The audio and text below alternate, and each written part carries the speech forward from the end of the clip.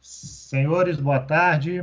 Vamos dar seguimento aqui à nossa reunião de julgamento de maio de 2021, agora tratando dos processos da tarde do dia 11 de maio. Como vamos iniciar um processo em que haverá acompanhamento, apesar de haver também sustentação oral, mas a sustentação oral será por vídeo, já gravado, eu vou pedir ao senhor Ítalo, que nos acompanha pelo CARF, que autorize a entrada no nosso ambiente virtual do senhor Afonso Celso Matos Lourenço, por favor.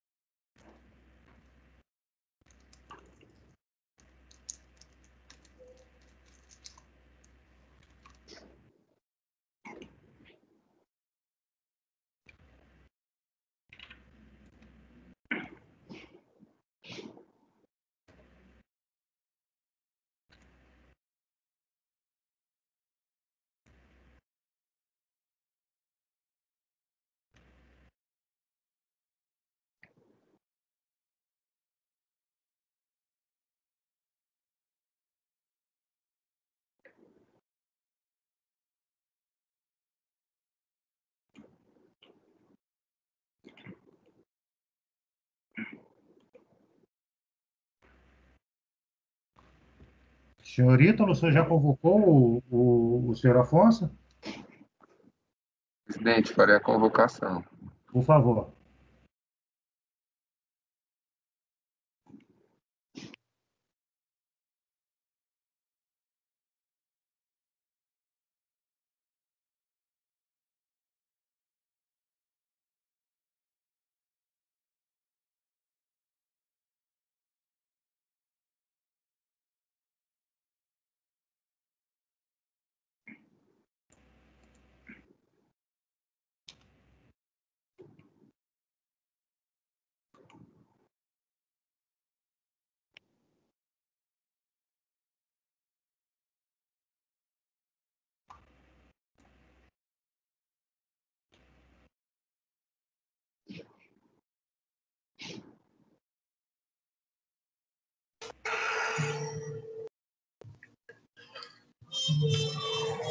Boa tarde.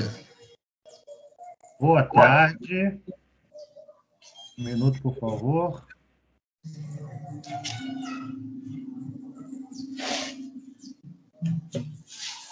O senhor Rodrigo Figueiredo, é isso? Isso. O senhor é o representante da Plantar Energética Limitada e vai acompanhar o julgamento? Exatamente. Vou só acompanhar o julgamento. Perfeito. Senhor Rodrigo, é um prazer tê-lo no nosso ambiente virtual. Nós estamos aqui reunidos, né, a primeira turma ordinária da segunda Câmara, da segunda sessão de julgamento do Conselho Administrativo de Recursos Fiscais. Vamos dar início aos processos de interesse do contribuinte Plantar Energética Limitada. São os itens 33, 34 e 35. A turma não está completa, porque, como regra, são 8 conselheiros, mas temos uma posição vaga na turma e ainda um conselheiro que não teve oportunidade de participar por conta de problemas de saúde, mas isso não impacta a paridade aqui na representação entre conselheiros da Fazenda, representantes da Fazenda e representante do contribuinte, já que temos 3 representantes de cada um. Os conselheiros em ordem de votação são a conselheira Débora, que é relatora do processo da Plantar, conselheiro Douglas, conselheiro Francisco Guarita, conselheiro Fernando Favaz, conselheiro Rodrigo Amorim e eu, Carlos Alberto. E assim nós vamos iniciar o julgamento pela leitura de relatório da conselheira relatora. Essa leitura talvez, né, pode ser que se limite, eu acredito que sim, pelo relato da própria conselheira Débora, ao processo 33, porque aparentemente os demais são o mesmo tema e o resultado do 33 será espelhado para o 34 e 35. Inclusive, o vídeo também de sustentação oral é apenas um vídeo formulado pelo senhor Afonso Celso Matos Lourenço. Por favor, conselheira Débora, fique à vontade para a leitura de relatório e voto. Relatório inicialmente, voto após o vídeo. Boa tarde a todos. Inicialmente, eu só queria corrigir que o item 33 é patronal, o 34 CFL 68 e o 35 é terceiros. Então, vou iniciar a leitura do 33. Trata-se de recurso voluntário, que julgou a impugnação improcedente, mantendo o crédito tributário formalizado no auto de infração relativo a contribuições devidas à Seguridade Social, correspondente à contribuição patronal e à contribuição para o financiamento dos benefícios concedidos em razão do grau de incidência laborativa, decorrentes dos riscos ambientais do trabalho, diferenças de acréscimos legais, DAO, referente ao período de 1 de 2004 a 12 de 2008, incluindo o 13º salário. De acordo com o relatório fiscal, refere-se a contribuições devidas à Seguridade Social, como eu disse, a parte patronal, né? Valores para os seguintes fatos geradores.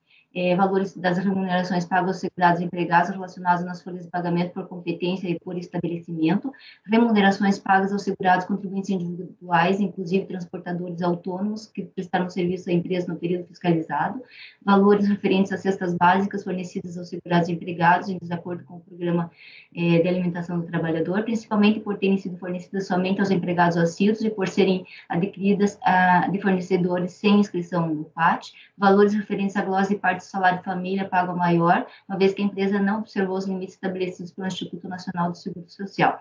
Diferenças de remunerações apuradas, comparando seus valores das folhas de pagamento e os valores informados na GFIP, informa ainda o relatório fiscal que os lançamentos foram feitos considerando que no período fiscalizado a empresa fez o seu enquadramento na GFIP como agroindústria, declarando o código FPAS 604, quando o correto seria o 531, indústria rudimentar.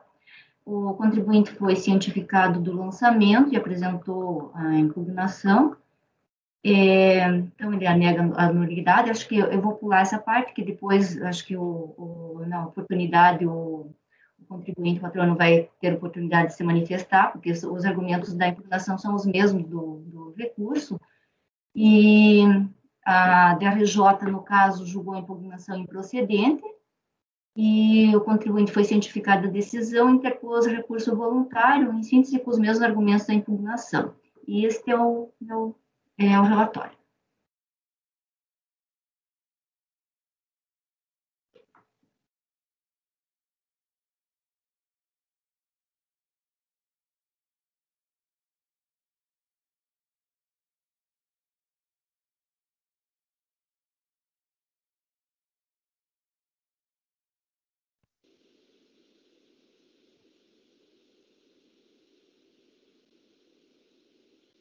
Senhor presidente, senhores conselheiros, este processo contempla algumas particularidades. Então, nós vamos procurar fazer a sustentação em cima destes aspectos, procurando ser o mais sintético possível. Nós estaremos examinando um processo em que a fiscalização entende como ocorridos débitos para com a Seguridade Social. Esses débitos teriam se concretizado em razão de um enquadramento equivocado realizado pela contribuinte na GFIP, onde utilizou o código FPAS 604 e a fiscalização entende que o código correto seria o 531. No auto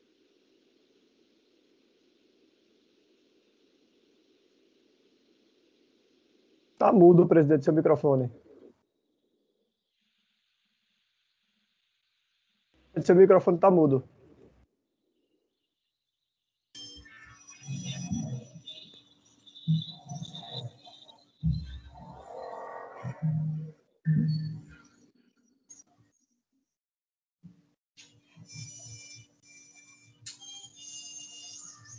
Estão me vendo agora?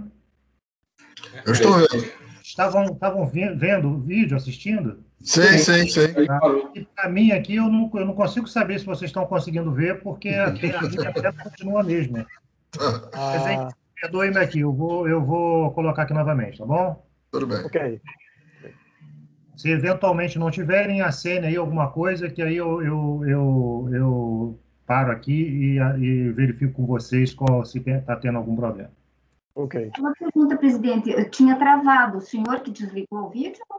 Porque para mim travou. Não, eu parei. Momento... Ah, tá. Eu parei porque fiquei nessa dúvida se vocês estavam assistindo, tá bom? Então vamos passar agora novamente. Eu vou reiniciar, tá bom? Este processo contempla algumas particularidades. Então, nós vamos procurar fazer a sustentação em cima destes aspectos, procurando ser o mais sintético possível. Nós estaremos examinando um processo em que a fiscalização entende como ocorridos débitos para com a Seguridade Social. Esses débitos teriam se concretizado em razão de um enquadramento equivocado realizado pela contribuinte na GFIP, onde utilizou o código FPAS 604 e a fiscalização entende que o código correto seria o 531. No auto de infração, e é importante, e por isso eu vou me permitir a ler, são apenas 2 parágrafos, a infração é descrita nos seguintes termos. Os lançamentos foram feitos considerando que, no período fiscalizado, a empresa fez o seu enquadramento na GFIP, declarando como código FPAS o 604, quando o correto é o FPAS 531. Ela se declarou como agroindústria e a fiscalização coloca que o correto é indústria rudimentar.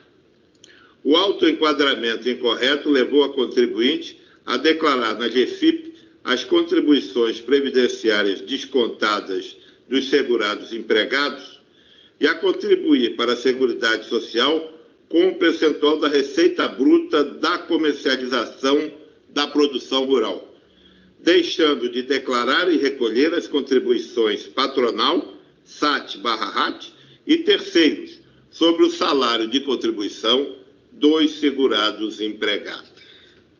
Este, então, senhores conselheiros, de forma bastante clara, precisa, a infração considerada pela fiscalização. Entretanto, quando da decisão na primeira instância, ocorreu por parte da Delegacia de Julgamento de Belo Horizonte uma indevida e ilegal inovação no feito. E, para tanto, nós poderemos apenas ler o que a decisão colocou como razões de decidir no tocante a esse aspecto. Em primeiro lugar, a fiscalização, através da fiscalização, melhor dizendo, a Delegacia de Julgamento, reconheceu a argumentação da contribuinte quanto à possibilidade do seu enquadramento.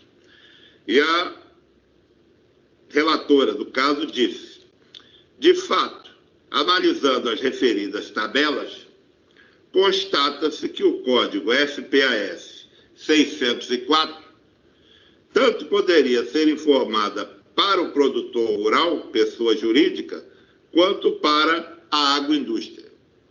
Porém, quanto ao fato de a impugnante não ser agroindústria, não existe controvérsia. Tanto a empresa quanto a fiscalização concordam que o seu enquadramento não pode ser como agroindústria. E realmente, a empresa se caracteriza como uma empresa rudimentar. E, na decisão, é colocado o ponto central da controvérsia. E eu lembro que das razões de lançar, o fundamento era a questão da divergência no enquadramento, na GFIP. Agora, na decisão, a Delegacia de Julgamento afirma: portanto, o ponto central da controvérsia está no fato de a empresa possuir ou não produção rural própria para se enquadrar como produtora rural pessoa jurídica no Código 604. Temos aí um novo fato, uma nova circunstância, aonde a Delegacia de Julgamento coloca que o ponto central é se discutir se a empresa possui ou não produção rural própria. É inquestionável a inovação. E, neste momento, nós temos que, efetivamente, lembrar o artigo 18, parágrafo 3º do 70235, na redação da Lei 8748 de 1993, que, quando se refere à autoridade julgadora de primeira instância, é bastante claro ao afirmar que, quando essa autoridade detectar incorreções, omissões, inexatidões que resultem no agravamento da exigência inicial, inovação ou alteração da fundamentação legal da exigência, deverá ser lavrado um auto de infração ou emitida notificação de lançamento complementar, devolvendo-se ao sujeito passivo o prazo para a impugnação no concernente à matéria modificada. E isto não pode ser diferente, porque é evidente sobre essa nova questão trazida pela decisão, a contribuinte não se manifestou na sua peça de impugnação. Então, está afrontado o princípio da ampla defesa, porque as suas alegações relativas à produção própria ou não constam apenas da sua peça de apelo, que será examinado exclusivamente por esse colegiado. Não teremos, portanto, o constitucional duplo grau de jurisdição na esfera administrativa. A questão do cerceamento ao direito de defesa é, portanto, tranquila. E, nesse sentido, eu posso trazer como exemplo um recente acordo da terceira Câmara da segunda turma ordinária da primeira sessão de julgamento, aonde está lançado de forma inequívoca: inovação do lançamento pelo órgão julgador ACOR. É vedada a inovação dos fundamentos do lançamento pela DRJ por violar a garantia da ampla defesa. Este um princípio básico. No voto, o ilustre relator deixou bem claro o seu entendimento. A DRJ, vejam bem, parece-me ter apercebido disto e concluiu pela procedência da autuação. Todavia, através de nuance argumentativa, até aqui não aventada. Continua. O problema é que essa interpretação nunca foi exposta ao recorrente, não tendo em qualquer tempo solicitado ao contribuinte a prova que faz referência o acórdão recorrido. Aqui, portanto, resta suficientemente evidente que os autos de infração seriam improcedentes, seja por adotarem premissa jurídica equivocada, seja por falta de instrução suficiente à demonstração fática de que os pagamentos realizados, aqui é a situação do processo. Em relação ao erro de premissa, pela teoria dos motivos determinantes, já abordada por mim em julgamento anterior, encerra a nulidade de ato administrativo, justamente por violar o primado da ampla defesa, já que o contribuinte se prepara e se defende contra a premissa invocada pela fiscalização, deixando, contudo, de se manifestar efetiva e concretamente sobre o pressuposto de direito que se aplicaria ao caso, exatamente a situação descrita. É justamente por isso também que a decisão da delegacia, ao invocar uma nova premissa que, no seu entender, seria correta, culmina com a inovação do lançamento e, consequentemente, a inovação do lançamento e, consequentemente, com a nulidade parcial do lançamento.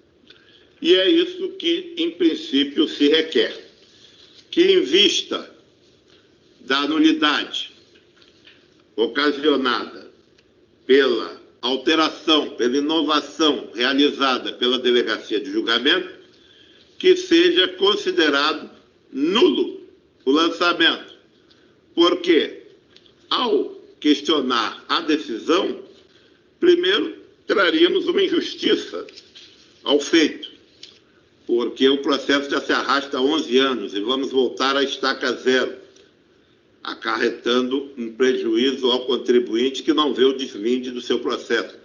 Mas, além disso, senhores conselheiros, nós temos a afronta à lei, porque o correto teria sido a lavratura de um auto complementar, com a nova descrição.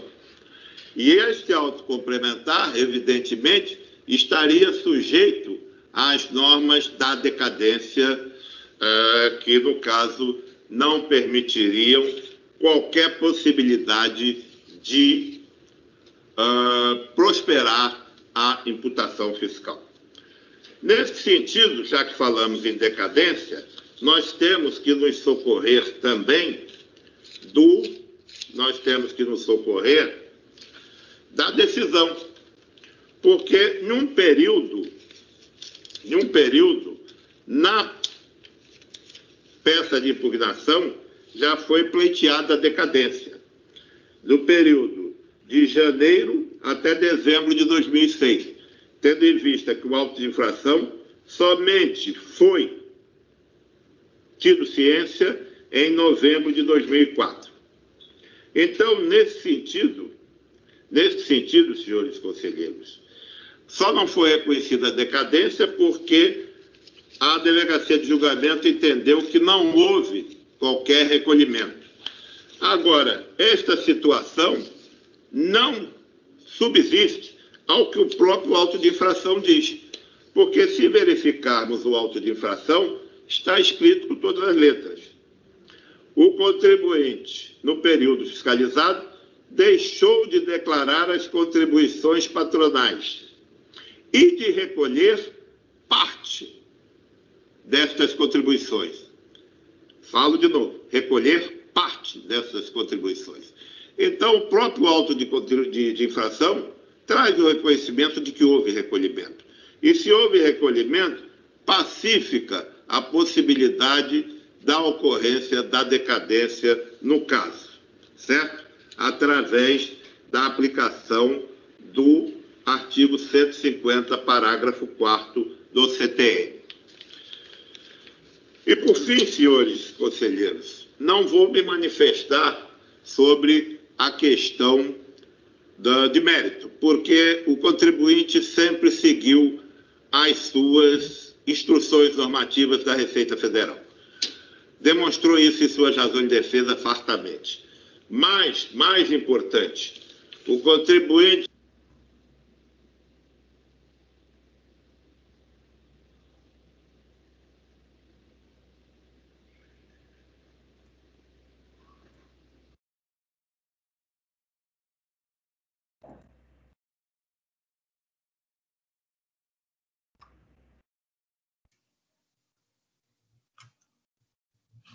Senhores, eu estou sofrendo aqui de alguma forma, que o Rodrigo me avisou aqui que teria mudado a tela aí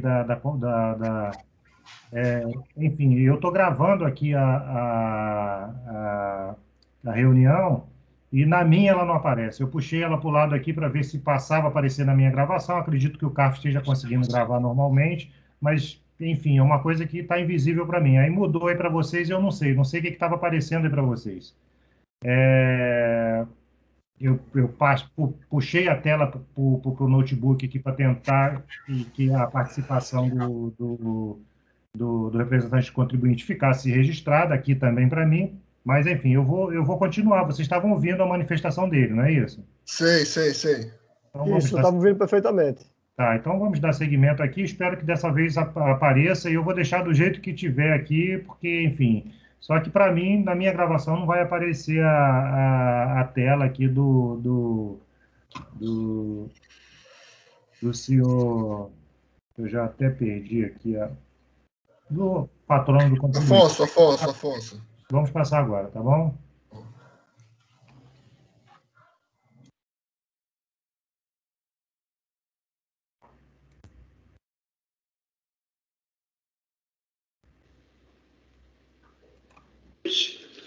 Acolheu a orientação da própria Receita Federal. Orientação constante do Manual de Orientação da Previdência Social na área rural, editado pelo INSS e pelo Senar, em outubro de 2004. Cópia desse manual foi anexada aos autos. Nesse manual está escrito o conceito de produção rural, de industrialização rudimentar, que é a atividade do contribuinte, e, colocando foco na situação específica desses autos, afirma, na página 26 do manual, situações específicas, carvão vegetal, a partir de 1/11/91, quando obtido por meio de industrialização rudimentar, integra a produção rural, ocorrendo o fato gerador da contribuição previdenciária quando da sua comercialização. Não resta dúvida, senhores julgadores. A orientação da Receita Federal, do INSS, sobre a questão concreta era o procedimento adotado pelo contribuinte. E, nesse caso, não resta dúvida da aplicação do parágrafo único do artigo 3º, do artigo 100, melhor falando, do CTN, no sentido de que o débito não tenha a incidência nem de multa, nem de juros, nem de correção monetária. Dessa forma, concluindo, pedimos a nulidade da peça de lançamento, em vista da inovação realizada pelo fisco. E, se assim não entender esse colegiado, que seja acolhida a decadência na forma constante das peças de defesa e até dezembro de 2006, e, se ultrapassado tudo, que seja aplicado o parágrafo único do artigo 100, tendo em vista que o contribuinte firmou sua posição através de orientações emanadas do próprio INSS. Senhores conselheiros, muito obrigado, saúde para todos, bom trabalho.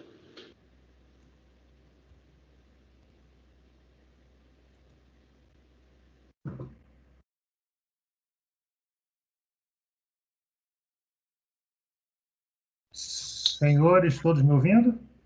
Sim. Deu, então, os senhores entendem que foi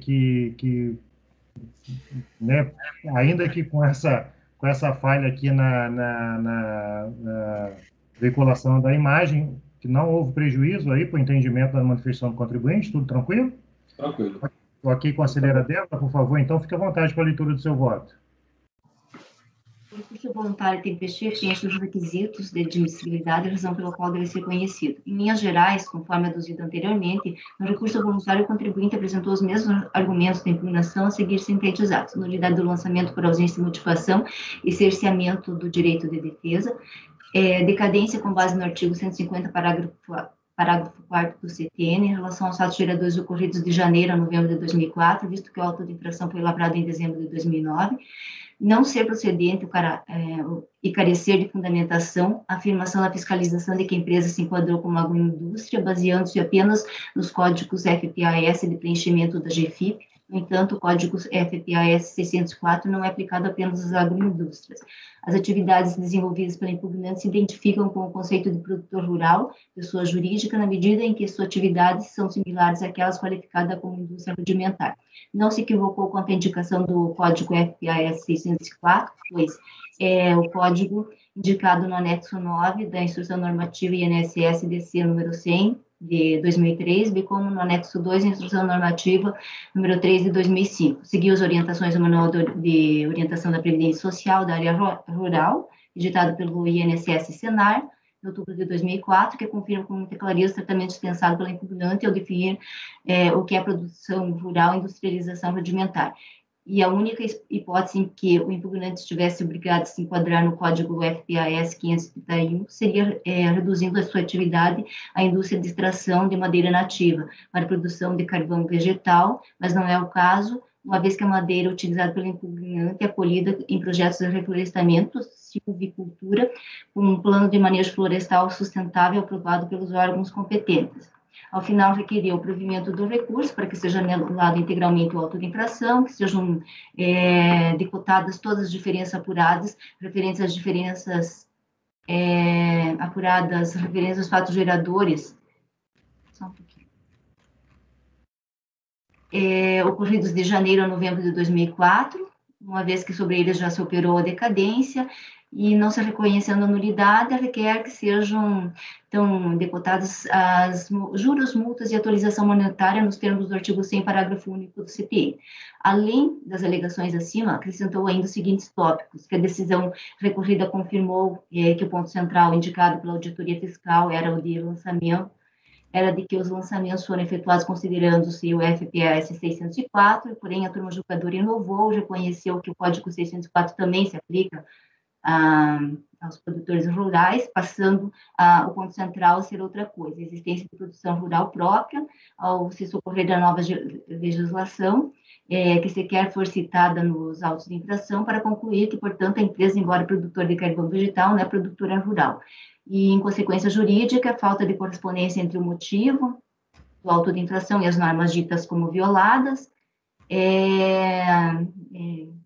deveria ter sido decretada nulidade, constituindo, assim, tal situação inadmissível, né, cerceamento de defesa, tendo em vista que está sendo subtraído a possibilidade de contestar um novo ponto.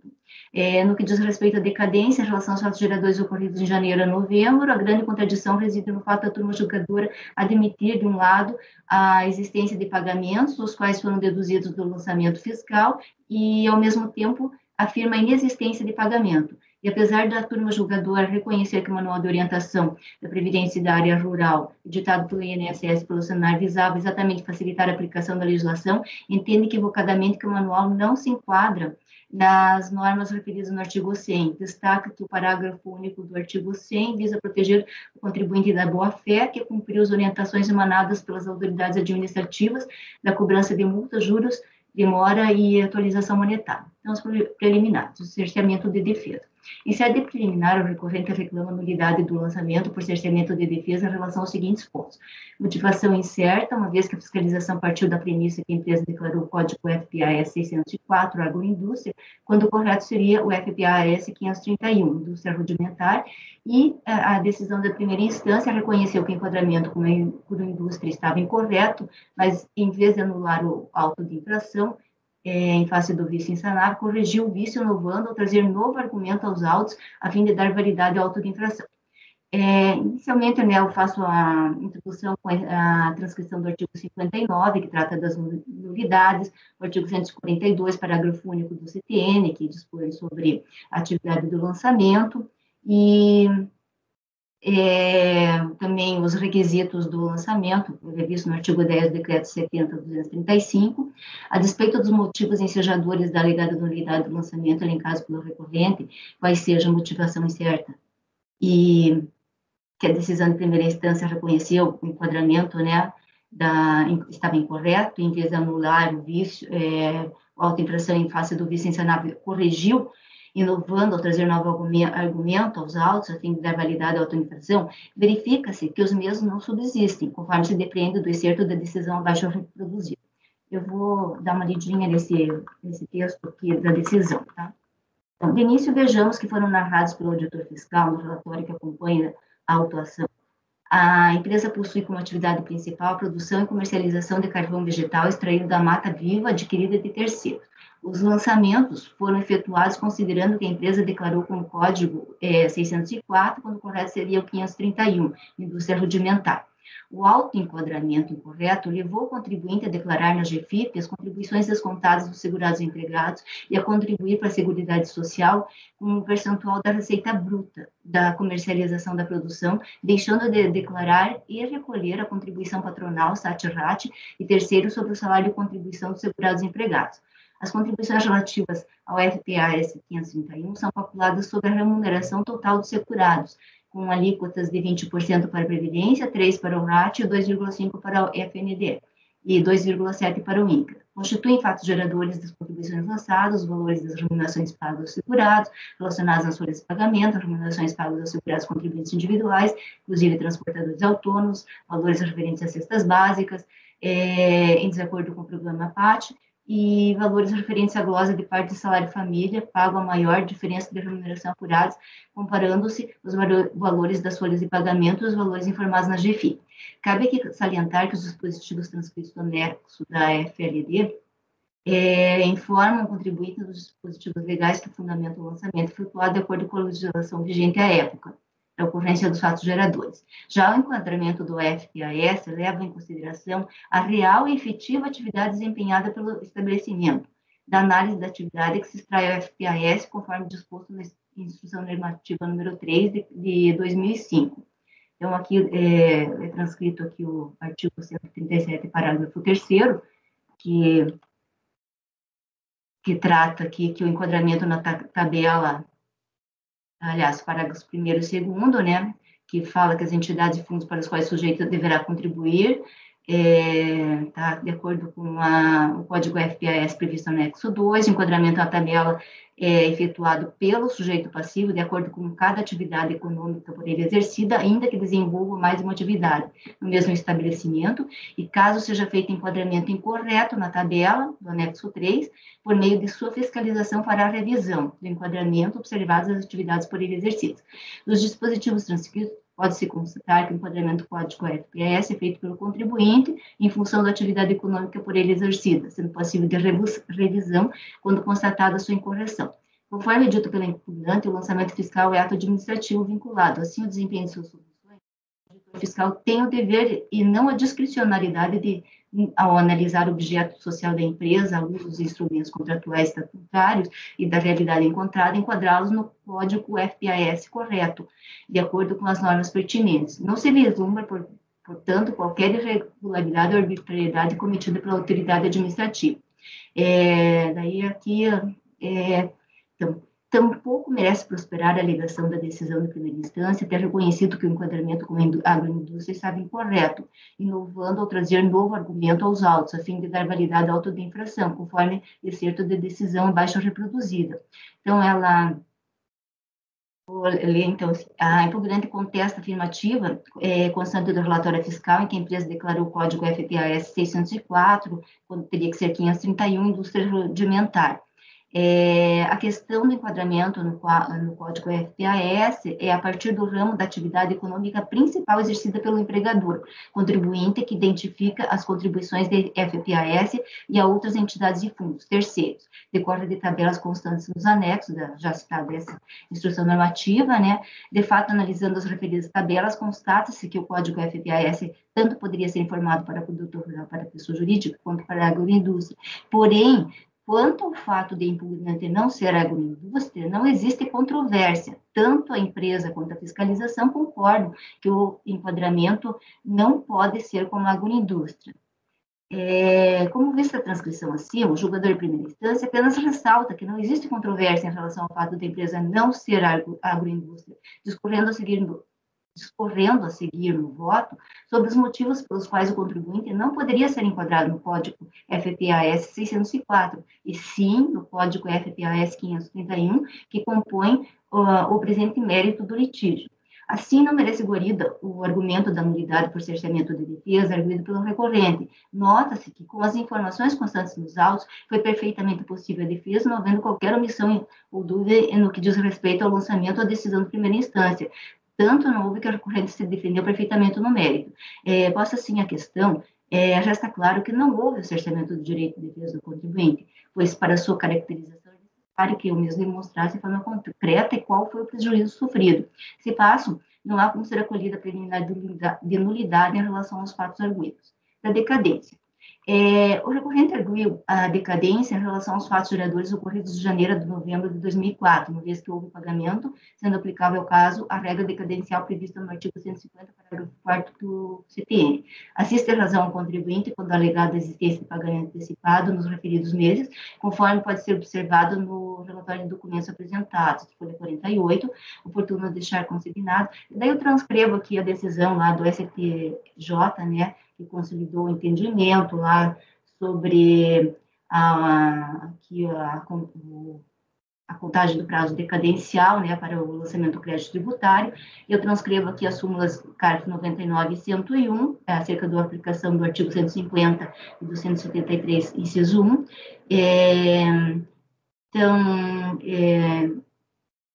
Deste modo, tendo em vista que o contribuinte foi cientificado do lançamento em 28 de 12 de 2009, e como visto, houve pagamento antecipado, é aplicável ao caso a regra decadencial prevista no artigo 150, parágrafo 4º, devemos ser reconhecida a decadência em relação aos fatos geradores das competências de janeiro a novembro de 2004, conforme projetado pelo contribuinte. Então, assiste a razão ao contribuinte nesse ponto. No mérito, em linhas gerais, as questões meritórias gravitam em torno do enquadramento da empresa no Código FPAS a partir de atividades desenvolvidas pelo contribuinte, alegando que as mesmas se identificam com o conceito de produtor rural pessoa jurídica. O recorrente defende não ser procedente e carecer de fundamentação a afirmação da fiscalização de que a empresa se enquadrou como agroindústria, baseando-se apenas no Código FPAS de preenchimento da GFIT. Alega, então, que o Código FPAS não é aplicável apenas às agroindústrias e não ter se equivocado quanto à indicação do referido código, pois este é o indicado no anexo 9 da Instrução Normativa 100 e anexo 2 da Instrução Normativa 3 de 2005. Todavia, a razão não lhe assiste, como se verá a seguir. A decisão de primeira instância manteve o lançamento apresentando de forma minuciosa, com base na legislação e demais atos normativos vigentes à época, os fatos geradores, os motivos ensejadores pelos quais o autoenquadramento do contribuinte no FPAS não se mostrava correto, conforme excerto abaixo reproduzido. Então, nessa parte da decisão, há uma transcrição de toda essa, caso dessa instrução normativa, com a descrição do que se enquadraria no Código 604, no FPA 604, né, e até ela menciona aqui que se dá a partir da constatação da análise dos referidos quadros, conclui-se que no Código FPA se dá a partir da constatação inequívoca das seguintes condições: existência de produção rural própria. Portanto, o ponto central da controvérsia está no fato, no caso, o ponto central da controvérsia em relação ao FPAS 604, seria a existência de produção rural própria. E como a gente já leu anteriormente, o contribuinte não tem essa produção rural própria. Ele faz o extratismo de áreas de reflorestamento de terceiros. Então, o motivo que ensejou a manutenção do lançamento e a não consideração do FPAS pela DRJ, foi esse ponto que ela não possuía, por não entender da DRJ, que ela não possuía produção própria. Então, o próprio recorrente afirma que no período da fiscalização estavam vigentes inicialmente a instrução normativa número 100 e aqui a 3 de 2005. Eu também aqui reproduzo aqui alguns artigos que falam aqui sobre o artigo 146, que trata dessas contribuições que competem ao INSS, arrecadar e fiscalizar, e na hipótese de enquadramento incorreto. Então, eu transcrevo esses artigos que falam, né, que é de de competência de atribuição do contribuinte, o autoenquadramento, né, e o INSS, na época, considerando, identificando que o enquadramento não estava incorreto, competia a ele fazer o correto adequamento, correto enquadramento da atividade, com base na atividade principal do contribuinte. Então, eu transcrevo os artigos dessas duas instruções normativas. Aqui eu transcrevo o anexo 2 da tabela do Código de FPAS. Eu destaco aqui a nota 2, que é o recolhimento das contribuições referidas na nota 1, decorrentes das atividades relacionadas nos itens 1 a 15, do subtítulo 2.2, se dará com base nas orientações contidas nos respectivos itens de enquadramentos e quais se sobrepõem as indicações do enquadramento no FPAS atribuídas nas tabelas 1 e 2. Dessa forma, o contribuinte, antes de buscar o enquadramento de sua atividade nas tabelas 1 e 2, deverá verificar, né, se a mesma se encontra relacionada entre os referidos itens 1 a 14 e, em caso positivo, seguir a respectiva orientação. Daí aqui também traz os conceitos de agroindústria, indústria e indústria rudimentar, que eu destaco aqui, e para fins de recolhimento. Isso é tudo no anexo da tabela de código de FPAS, junto com a instrução normativa, tá? Para fins de recolhimento das contribuições sociais destinadas à Seguridade Social e a outras entidades fundos, entende-se como indústria rudimentar, FPAS 531, conjunto de atividades destinadas à produção de bens simples para industrialização e consumo, dos quais o processo produtivo é de baixa complexidade. Inclui-se no conceito de indústria rudimentar as atividades de extração de fibras e resinas, extração de madeiras para serraria, lenha e carvão vegetal, bem assim como beneficiamento e preparação de matéria-prima, tais como limpeza, descaroçamento, descascamento e outros tratamentos destinados a otimizar a utilidade do produto para consumo ou industrialização. As indústrias relacionadas no artigo 2º do Decreto 11.46 de 70, a relação é exaustiva e se refere a indústrias rudimentares, as quais, por força do dispositivo, contribuem para o INCRA e não para o CSNAI, tratando-se de pessoa jurídica classificada como indústria e que empregue processo produtivo, matéria-prima ou produto oriundo de uma indústria rudimentar. A que se refere ao artigo 2º do decreto, né? Até eu transcrevo aqui esse artigo 2º, que é considerado como a indústria rudimentar, né? Indústria de cana-de-açúcar, alimentos, laticínio, chamate, indústria de uva. Então, está aqui na nota de rodapé. Daí o que? Tá. Serão devidas contribuições de acordo com o FPAS 507 e código, tratando-se de agroindústria, haverá duas bases de incidência, né, valor bruto da comercialização e remuneração total de segurados. A relação, aqui daí eu transcrevo também a relação de atividades sujeitas a enquadramentos específicos, que está, então, essas indústrias relacionadas no artigo 2º da Lei 1146 de 70, que são essas ali que eu transcrevo abaixo.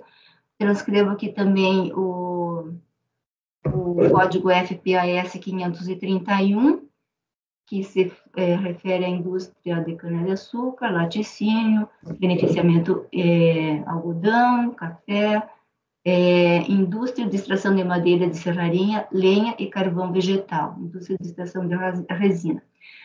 Trago aqui também o item inciso 5, que trata da agroindústria, de florestamento e reflorestamentos sujeitos à contribuição substitutiva, pela Lei 10.256, que não é o caso, né, porque a empresa, no caso, ela não pratica o reflorestamento, ela extrai madeira de área de reflorestamento de terceiros.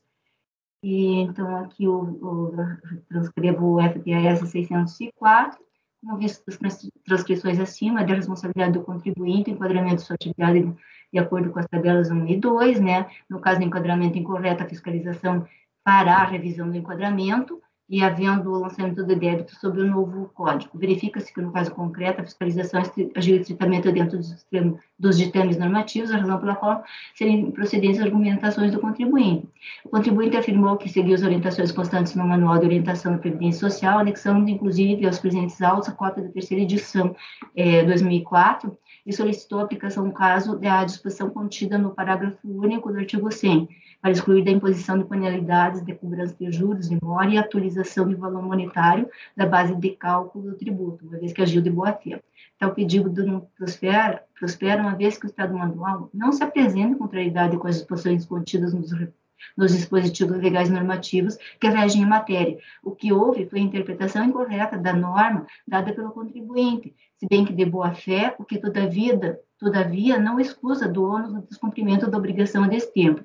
Seguindo essa esteira de raciocínio, assim estabelece o artigo 136 do CTN, salvo disposição de lei em contrário, a responsabilidade por infrações da legislação tributária independe da intenção do agente ou do responsável e da efetividade, natureza ou extensão dos seus efeitos e extensão dos efeitos do ato.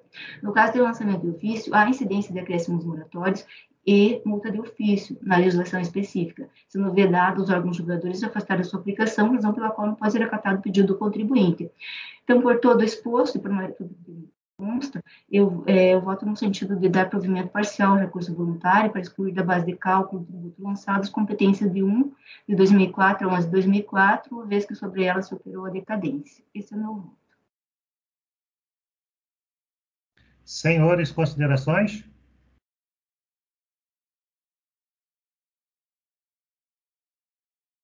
Não, presidente, eu realmente estava dando uma olhadinha aqui no que, o que a conselheira Débora escreveu. Realmente o que aparenta aqui é que o fiscal, ele não tinha dúvida de que a contribuinte era uma indústria. Que o código FPS que ela colocou lá, o 604, não seria porque ela se entendia que ela era uma produtora rural, mas sim uma agroindústria. Então, ela apenas fez a citação lá, uma agroindústria. E, na verdade, você não é agroindústria, você é uma indústria rudimentar porque você não tem produção própria. E aí, a partir do momento que ela... Aí teve essa confusão aqui, porque eu entendi que o FPS 604 pode ser para as duas, né? Tanto para agroindústria como para produtora rural, pessoa jurídica. E aí o contribuinte entendeu que houve uma inovação, tal, mas eu acho também que não teve essa inovação. O que teve aqui realmente foi talvez o fiscal foi um pouco econômico. Não, quer dizer, eu não diria que o fiscal foi econômico, porque ele disse que realmente você não tem produção própria. Então, por não ter produção própria, você só pode ser uma coisa, indústria. Você jamais pode ser agroindústria, porque a agroindústria requer um mínimo de produção própria. Enfim, então, e produtor rural é aquela questão, né? Aí é onde está o ponto nodal. Aí, ultrapassada essa questão da eventual nulidade, por causa disso, que eu entendo que não houve, aí tem um ponto nodal que o contribuinte traz até umas instruções, né, anteriores, dizendo que estava seguindo pela boa-fé, mas vendo aqui o que a DRJ mencionou, dizendo que, pelo que eu estudei aqui do caso, pelo que eu estou vendo, até o produtor rural pode realizar uma industrialização rudimentar, e mesmo assim continuar sendo produtor rural, mas a matéria-prima produzida tem que ser exclusivamente da área rural explorada. Então cai realmente na mesma questão de que ele não tem matéria própria, né? Produção própria. Pelo que eu consegui constatar aqui, né? Pelo que eu li aqui do relatório fiscal, ele não teria essa produção própria capaz de levar ele ao enquadramento do FPAS 604. Seja para o lado da agroindústria, né? Ou seja para o lado que seria o da produção, o da produtor rural, pessoa jurídica, né? Porque ele só faz uma industrialização rudimentar da transformação do cavão. Então, o FPAS deveria ser mesmo 531? Aí é que tá.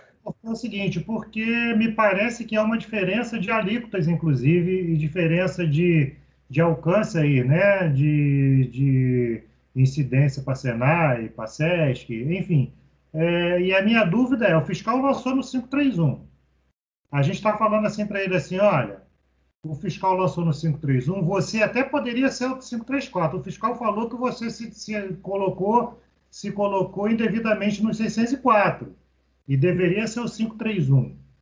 Mas você não comprova que, não evidenciou aqui que trabalhava com a produção própria e, portanto, para ser 604, deveria ter produção própria. Então, qual seria o correto? Se ele não é a indústria rudimentar do 531 e também não poderia ser do 534? É que, presidente, pelo que eu entendi... Desculpa, você estava falando merda. Por favor, Fernando, pode Não, de falar. jeito nenhum, Fernando, pode falar. Porque, inclusive, a alegação dele é centrada em justamente o fato de que ele não conseguiu provar isso em primeira instância, porque isso não foi levantado pelo auto de infração. Eu até compreendo a ideia da DRJ de falar assim, olha, de fato você não poderia ser 604, você estava errado. Mas então o certo é o que a fiscalização fez? Eu não consegui ver, né? A outra coisa é, eu não vi em momento nenhum aqui, o Rodrigo conseguiu captar isso. Eu não consegui captar no relatório fiscal essa informação que o contribuinte questiona. Pô, mas eu nem me defendi disso, porque eu não sabia disso. Você vê que o fiscal fala com clareza solar aqui, ó.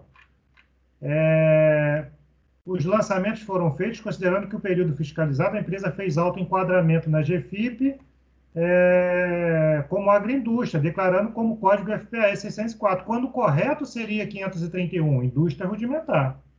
E ele lança como 531. Se for nas peças de lançamento, está 531. Aí bota o autoenquadramento incorreto, levou o contribuinte a declarar a GFIP contribuições previdenciárias descontadas dos segurados, empregados e a contribuir para a Seguridade Social com o percentual da receita bruta da comercialização da produção rural, deixando de declarar e recolher contribuição patronal, SAT, RAT e terceiro sobre o salário de contribuições dos segurados empregados. Quando ele se declarou como agroindústria, ele se tributou sobre os valores das vendas. Agora, se ele não é agroindústria, ele é rudimentar, é aí quando eu não consegui captar nesse caso. Eu tropecei aqui. E o fiscal fala mais ainda, um pouco antes ele fala, os valores referentes à glosa... Só porque eu peguei essa informação do item 3 do relatório fiscal, né? Dizendo que a empresa possui como atividade principal a produção e comercialização de carvão vegetal extraído de mata viva adquirida de terceiros. Ok, tudo bem. Até aqui ele não me falou nada.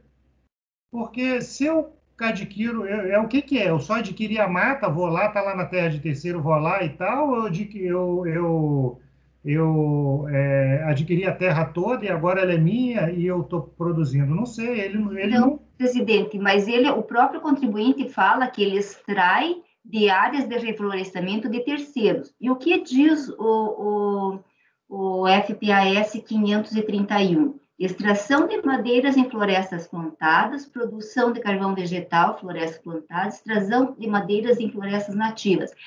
O 604, ele trata da agroindústria de reflorestamento e florestamento. Talvez a questão que tenha levado o equívoco do contribuinte foi porque ele promove a extração de áreas de reflorestamento, mas é de terceiros. Então, a discussão toda da DRJ foi nesse ponto, que o código FPAS 604, ele tem o pressuposto de que teria que ser uma área de reflorestamento, seria uma agroindústria, né, que pressupõe essa atividade aí de ele ter a área e plantar e reflorestar, mas o próprio contribuinte já alega que não, é a área de terceiro. Então, o que ele vai? Ele só vai comer. A atividade principal dele é a extração de madeira e florestas plantadas, que não é dele, é um terceiro que faz o reflorestamento. Então, Débora, de fato ele seria o 531.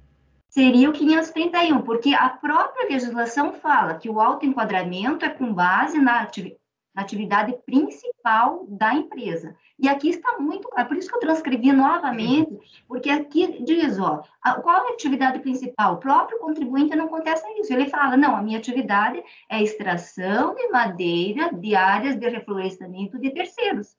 Ok. E a DRJ fala para ele assim, olha, você até poderia ficar no 604, né?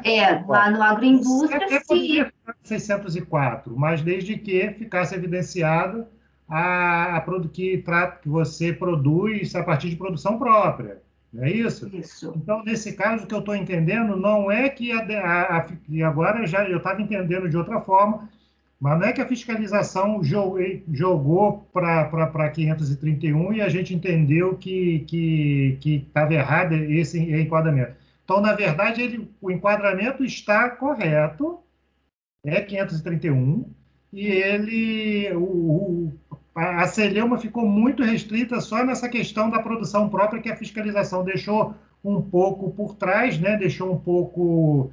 Foi econômica, como disse o Rodrigo, nesse detalhamento, mas que o próprio contribuinte reconhece que a atividade dele se enquadraria nesse conceito de indústria rudimentar que se refere ao item 531. Isso. Então, a minha dúvida é, porque eu fiquei na dúvida, olha, se ele podia estar no 604, então o 531 está errado? Não, ele poderia sim estar no 504, e aí deve até me corrigir se eu estiver errado, poderia estar no 304, mas não pode porque ele não produzia a partir da sua própria produção. Isso. E, então, nesse caso, ele teria que contribuir a partir mesmo do 531. Perfeito. Eu entendi agora o caminho, que é uma questão que o próprio contribuinte está afirmando que ele produz a partir dessas matas que são adquiridas, nesse caso, só as matas, né? Adquiridas de terceiros, né?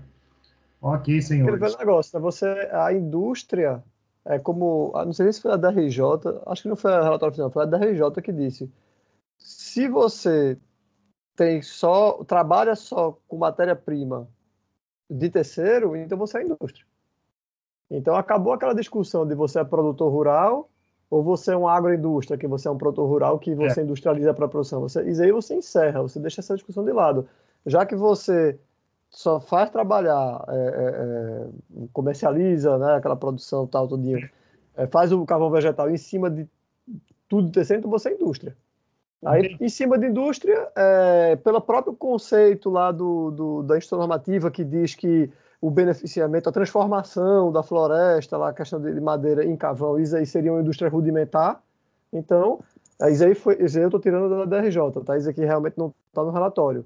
Mas, por isso que eu disse, talvez ele tenha sido um pouco econômico e dizer, estou transformando aqui em indústria rudimentar por causa disso. Mas ele já partiu do princípio, não, tu adquire tudo de terceiro. Então, você é indústria, por isso que eu estou lhe tirando aqui de 604 e vou lhe jogar no 531. Perfeito. Senhores, considerações adicionais, a conselheira Débora apenas acolhendo aqui em parte o recurso voluntário, reconhecendo a decadência para um determinado período, e feitas essas considerações aí do conselheiro Rodrigo, Fernando, e as minhas, e a própria Débora, alguém quer fazer mais alguma ponderação? Então, como vota conselheiro Douglas? Abaixa o teu microfone aí, Douglas. Acompanha, é isso? Tá bem baixinho, não sei o que aconteceu aí, que deu para entender que você acompanha, tá? Mas está bem baixinho. Como vota conselheiro Guarita? Eu acompanho a relatoria. Como vota Fernando? Acompanho, presidente. Como vota Rodrigo? Também acompanho, presidente. Ok, senhores. Eu também acompanho a conselheira relatora.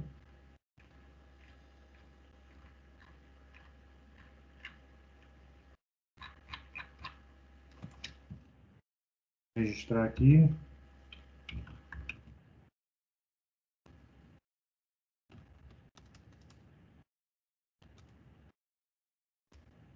Presidente, esse resultado se replica para o item 35, que é assim, só que é a questão de terceiros. Também tem a questão da decadência desse período, então. Ok.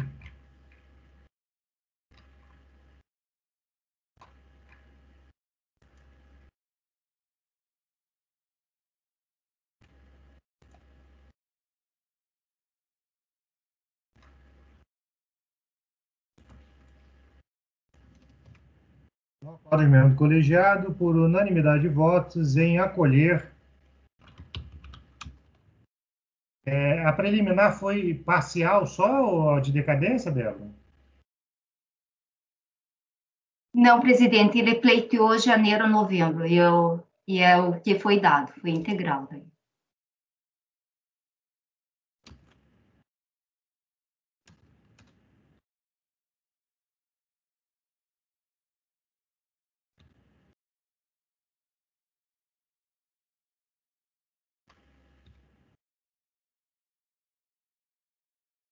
Novembro de 2004, janeiro a novembro.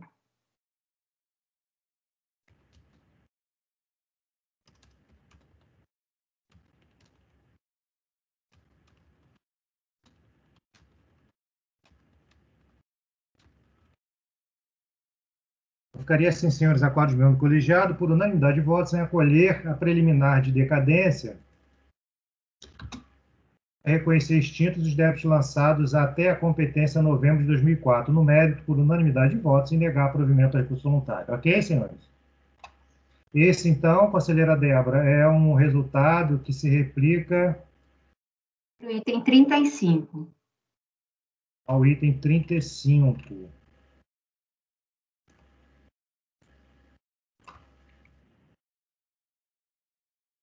Para os dois processos, né, vai ficar a indicação de que fez sustentação oral pelo contribuinte, o senhor Afonso Celso Matos Lourenço, OAB-RJ 27406, da Lourenço Rodrigues Advogados, para os processos 33 e 35. Esse apontamento vai ficar também para o CFL 68, né, que é o 34, Débora. E nesse caso do 68, você nega provimento, é isso? Porque aí é só a preliminar de decadência.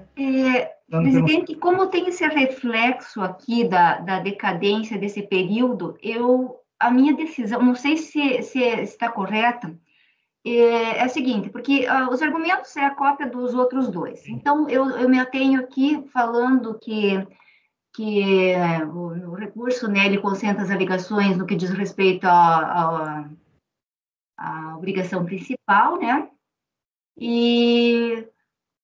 E aqui não teria que ser aplicados os reflexos dessa decadência nesse processo ou não? Não, o problema é que você está reconhecendo a decadência e tem a súmula aqui, porque você contou da data da ocorrência do fato gerador.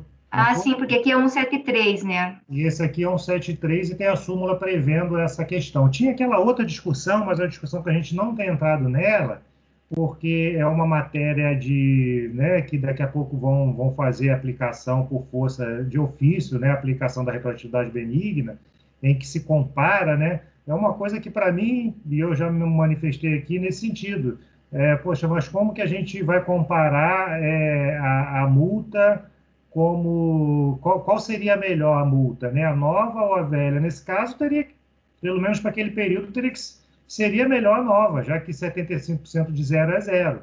Mas de toda sorte tem a súmula cujo conteúdo nos obriga, né, nos vincula, a gente não tem outro caminho senão, neste caso, já que lá você aplicou 150, aqui você precisa aplicar o 173 para negar provimento, porque a súmula é expressa nesse sentido, inclusive pode dizer, mesmo que o débito lá da obrigação principal tenha caído. Então, é no sentido de negar provimento porque a infração ocorreu mesmo, né? Então, negar provimento, esse aqui. Então, como vota, agora já no 34, tá, senhor? CFL 68, como vota Douglas? Oi, presidente. Varita? Também acompanho. Fernando? Acompanho, presidente. Eu também acompanho, presidente. Ok, senhores, então também acompanha o conselheiro relator, assim acorde o membro colegiado por unanimidade de votos em negar provimento a recurso voluntário formalizado agora no item 34. E com isso, senhores, também mais um processo, né, que o senhor Afonso Celso Matos Lourenço fez sustentação oral, e com isso a gente encerra aqui o julgamento dos processos da Plantar Energética, a razão pela qual eu agradeço ao senhor Rodrigo Figueiredo, que aparentemente eu não estou vendo aqui, aparentemente com a câmera desligada, mas acompanhou o julgamento, e peço que ele deixe... Obrigado, eu agradeço. Eu que agradeço, senhor Rodrigo. Boa tarde. Boa tarde, bom trabalho, tá? Obrigado. Boa tarde, obrigado. Senhores, vamos ao processo 42, processo para o qual também haverá sustentação oral, mas o contribuinte estará presente aqui, a senhora Joana Moreira de Brito. Por favor, senhor Ítalo, que nos acompanha pelo CARF, solicito convocar a senhora Joana Moreira de Brito para entrar no nosso ambiente virtual. Ok, presidente, farei a convocação.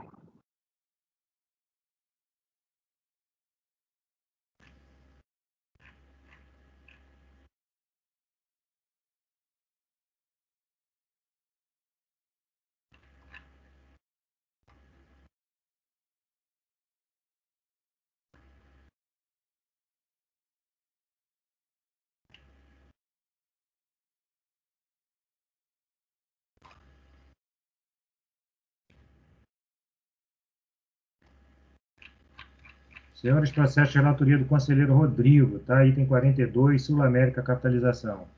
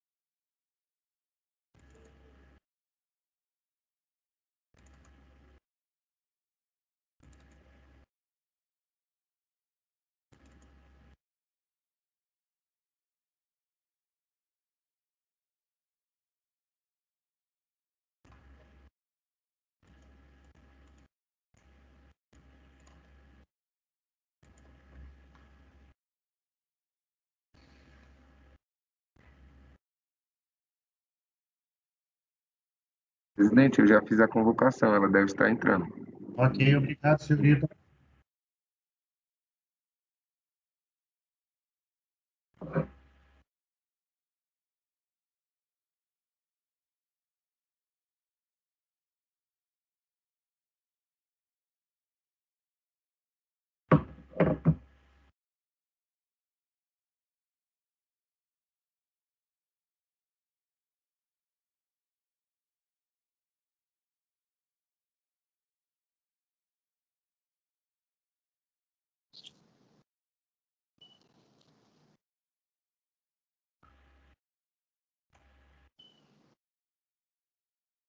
Boa tarde, senhora Joana. Boa tarde, eminentes conselheiros.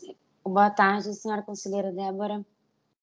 Boa tarde. Nós vamos dar início ao julgamento do processo da Sul América Capitalização, item de seu interesse, item 42 da pauta, um processo de relatoria do conselheiro Rodrigo Monteiro. Só ressaltando, para a sua ciência, a turma, como regra, é composta por 8 conselheiros, estamos atuando hoje com apenas 6, isso em razão de uma cadeira vaga na nossa turma e ainda a ausência do conselheiro Daniel, titular da turma, e presidente substituto, inclusive, por problema de saúde, não pôde participar dessa nossa reunião de maio.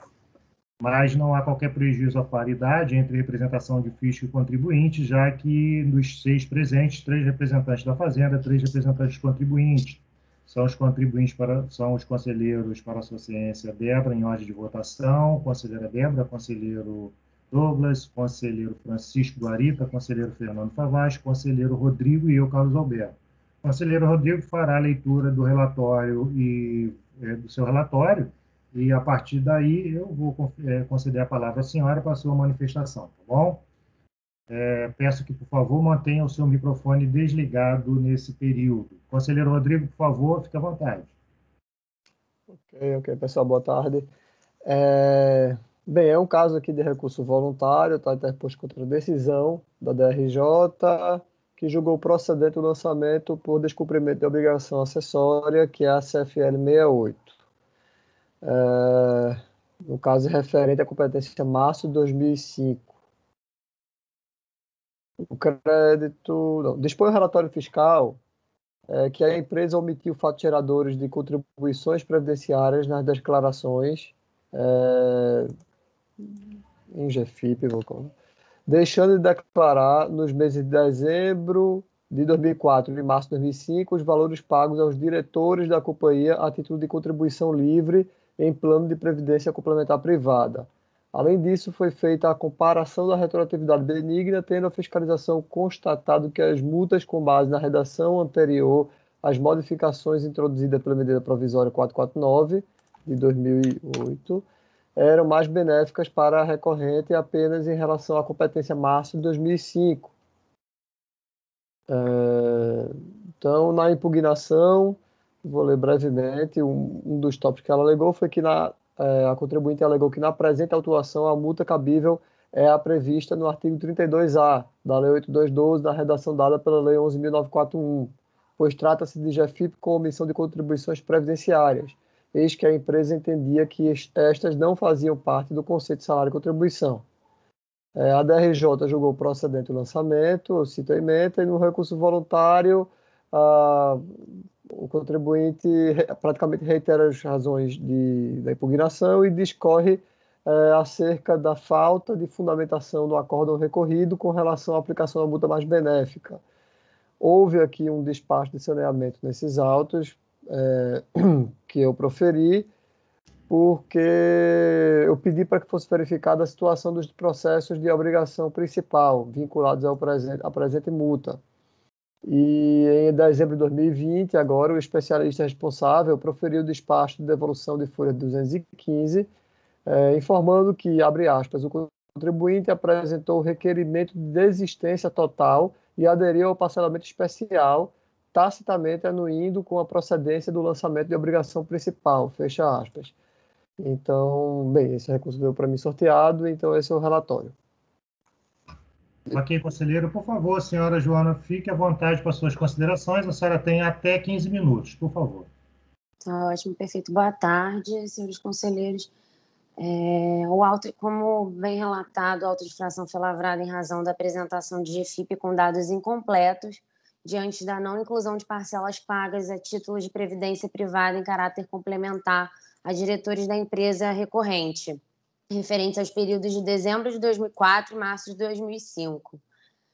A discussão nos presentes autos decorre da aplicação da multa por descumprimento de obrigação acessória aplicada incorretamente pela autoridade administrativa, uma vez que a multa aplicada, prevista em dispositivo revogado, teria sido aplicada sob o fundamento de que seria mais benéfica do que a penalidade prevista no inciso 1º do artigo 35A, acrescido pela Lei 11.941 de 2009 e a Lei 8.212 de 1991, que é a regra que é aplicável ao presente caso de descumprimento de obrigação acessória. Pela consulta dos autos, nota-se que a multa aplicada considerou a base de cálculo dos valores não informados, como se a infração tratasse de falta de entrega de declaração ou entrega fora do prazo, o que não ocorreu. Como se verifica da própria autuação, o lançamento em análise ocorreu em falta de entrega de declaração com informações incompletas relativamente aos valores pagos a título de previdência complementar aos diretores. Então, aqui a gente não está tratando de GFIP não entregue, mas sim de informações que não foram informadas em GFIP e logo gerou auto de infração decorrente pelo descumprimento da obrigação principal, que, conforme o relator bem mencionou, já foi objeto de parcelamento pela recorrente, e o presente auto de infração, que é pelo descumprimento de obrigação acessória.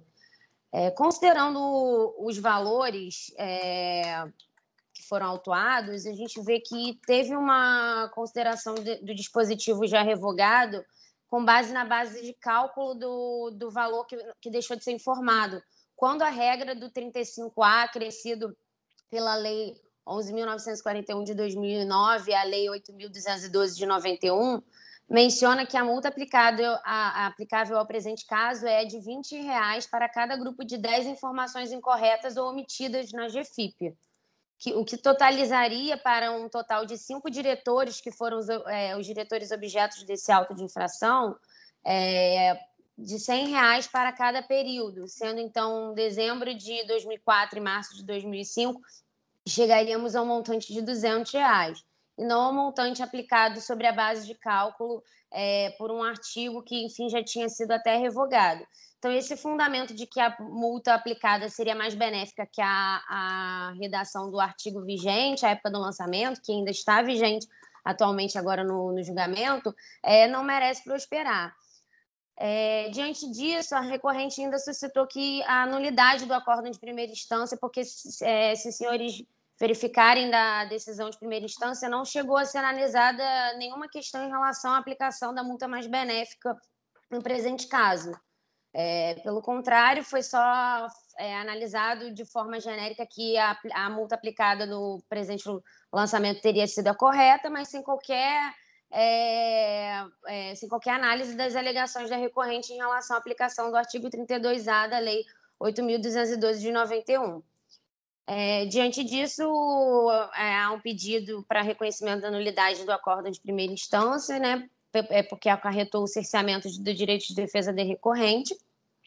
E, no mérito, caso não seja determinado o retorno dos autos para novo julgamento em primeira instância, a recorrente requer o provimento do presente recurso para que seja reformada a decisão de primeira instância, determinando-se que a penalidade aplicada no presente lançamento seja recalculada nos estritos termos do artigo 32A, inciso 1º, da Lei 8.212 de 91, que é a lei aplicada e o dispositivo aplicado para o presente caso. São basicamente essas as nossas exposições e eu fico à vontade, aqui à disposição caso seja necessário algum outro esclarecimento. Obrigado, senhora Joana. Por favor, conselheiro Rodrigo, fique à vontade para a leitura do seu voto. Perfeito, presidente. Bem, o voto ele está um pouco longo, eu vou ler assim, destacar, porque assim, essa matéria aqui não é nova para a turma, essa questão da comparação das multas e tal, então eu deixo tudo mais explicado, mas eu vou ler os pontos principais aqui, que no debate aqui vai dar para entender.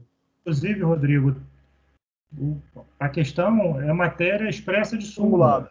E a ideia da súmula é exatamente para que a gente não precise se debruçar sobre todo aquele conteúdo e tal. É uma matéria já simulada. Eu acho que os termos da súmula eles já são suficientemente claros, né? E de aplicação até obrigatória. A gente não pode fugir deles. Por mais que a gente faça uma leitura e o teu voto eu já conheço, né? Mas a ideia da súmula é essa, é conferir maior celeridade ao trabalho, e nesse caso especificamente a gente não tem muito do como fugir, né? Mas, em todo caso, eu não sei se tem alguma situação específica que distingue esse caso específico, né, da situação tratada pela súmula, e aí o senhor pode fazer o seu apontamento sem problema nenhum, mas não precisa, se está caminhando no sentido da súmula, não precisa perder muito tempo até com o desenvolvimento do seu relator, do seu voto, que é grande, né? Isso, perfeito, presidente. Era só para não perder o raciocínio aqui, eu só começo o voto explicando essa questão como já incluir parcelamento, tal, os débitos da obrigação principal, então não há dúvida de que eles realmente existiam, né? Uma obrigação principal aí devida. Conforme bem mencionou o especialista no despacho lá de saneamento, de retorno aqui nos autos, houve uma anuência tácita, né, com essa inclusão em parcelamento. Então, inicio assim, faço somente um apanhado dessa mudança de legislação e tal, e aí eu passo justamente para a súmula de 119 do CAF, que diz justamente que essa comparação, né, no caso de multas por descumprimento de obrigação principal e descumprimento de obrigação acessória por falta de declaração em GEFIP, associadas e exigidas em lançamento de ofício referente a fatos geradores anteriores à vigência da MP 449, a retroatividade benigna deve ser aferida mediante comparação entre a soma das penalidades pelo descumprimento da obrigação principal e acessória, aplicáveis à época dos fatos geradores, ou seja, anterior, com a nova multa de 75%. E aqui eu faço justamente isso, né? Quem consulta o relatório fiscal verifica-se que esse foi justamente o procedimento adotado pela fiscalização. Aqui eu cito o trecho da comparação que ela fez, né? Colaciona aqui a imagem. E aqui eu passo para o pleito do contribuinte, né? Para, enfim, deixar bem expresso no voto que o pleito de que para a comparação seja realizada entre a penalidade prevista no artigo 32A, também incluída pela MP 449, não merece prosperar, pois a multa prevista no referido dispositivo é somente aplicada no caso de lançamento isolado da penalidade, ou seja, sem o lançamento do crédito tributário da obrigação principal. E aqui eu faço justamente que essa orientação da Instrução Normativa 971, no artigo 476A, que em seu parágrafo 1º fala o seguinte: caso as multas previstas no parágrafo 4º, 5º e 6º do artigo 32 da 8212, em sua redação anterior à Lei 11.941, tenham sido aplicadas isoladamente, sem a imposição de penalidade pecuniária pelo descumprimento de obrigação principal, deverão ser comparadas com as penalidades previstas no artigo 32A, com a redação dada pela Lei 11.941. Contudo, a situação acima destacada não é o que ocorreu no caso concreto, em que houve o lançamento de obrigações principais. Então, em razão do exposto, eu entendo que foi correta a fiscalização e nego o provimento ao recurso voluntário. Só pela ordem, mas esse lançamento que a gente está falando, ele foi realizado para cobrar só a penalidade isolada referente ao descumprimento da obrigação acessória. O lançamento da obrigação principal acrescida da multa e dos juros foi o outro lançamento que foi objeto de pagamento. Então, esse caso é justamente a situação prevista que o senhor mencionou, que é quando é aplicado isoladamente. Isso, perfeito, doutora. Porque, assim, o que acontecia era o seguinte: antes, eles segregavam, cada processo seguia um rumo, o da multa e o da obrigação principal. Apesar de eles estarem vinculados por força de, enfim, né, o próprio lançamento vinculasse eles, mas eles originavam da mesma fiscalização. O próprio fiscal tem aqui no termo de encerramento, ele menciona quais são os processos que foram originados, e eu puxei os dois, mas eles eram em autos apartados. E não só por isso que significava dizer que ela era uma multa isolada, ela era uma multa reflexa dessa principal.